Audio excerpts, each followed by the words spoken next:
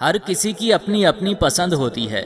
کسی کا دل سگنل پر کھڑی سانولی سی فقیرنی پر بھی آ جاتا ہے اور کسی کا دل تخت و تاج چھوڑ دیتا ہے اپنے محبوب کے لیے.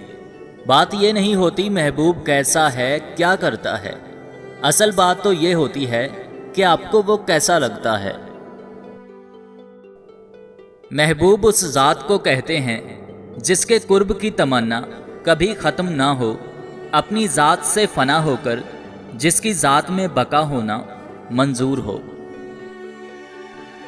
یہ دو دن کچھ وقت کا ساتھ پا کر محبت کا دم بھرنے والے، ایک سے تعلق ختم ہونے اور دل بھر جانے کے بعد پھر کسی اور کی طلب میں لگ جانے والے لوگ روحانی قرب کے مفہوم کو نہیں سمجھ سکتے.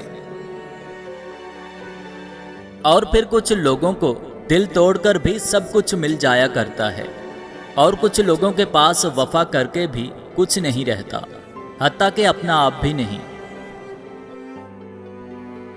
اگر آپ کا ضمیر اور نیت صاف ہے تو اس بات سے کوئی فرق نہیں پڑتا کہ کوئی آپ کو اچھا کہے یا برا. آپ اپنی نیت پر جانچے جائیں گے، دوسروں کی سوچ پر نہیں. سب سے ذلیل ترین انسان وہ ہے جسے حق اور سچ کا پتہ ہو اور پھر بھی جھوٹ کے ساتھ کھڑا رہے. وہ عورت مرد کے نفس کی کمزوری بن جاتی ہے. جس عورت کی اچھی عادات سے متاثر ہو کر مرد اس کی محبت میں گرفتار ہو جاتا ہے.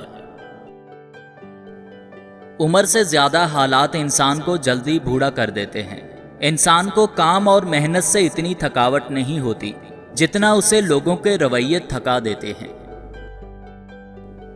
اے اللہ پاک، جو سر تیرے سامنے جھکتا ہے اسے دنیا کے سامنے جھکنے سے بچا. اے اللہ پاک، جو ہاتھ تیرے سامنے پھیلتے ہیں انہیں بندوں کے آگے پھیلنے سے بچا. آمین ثم آمین.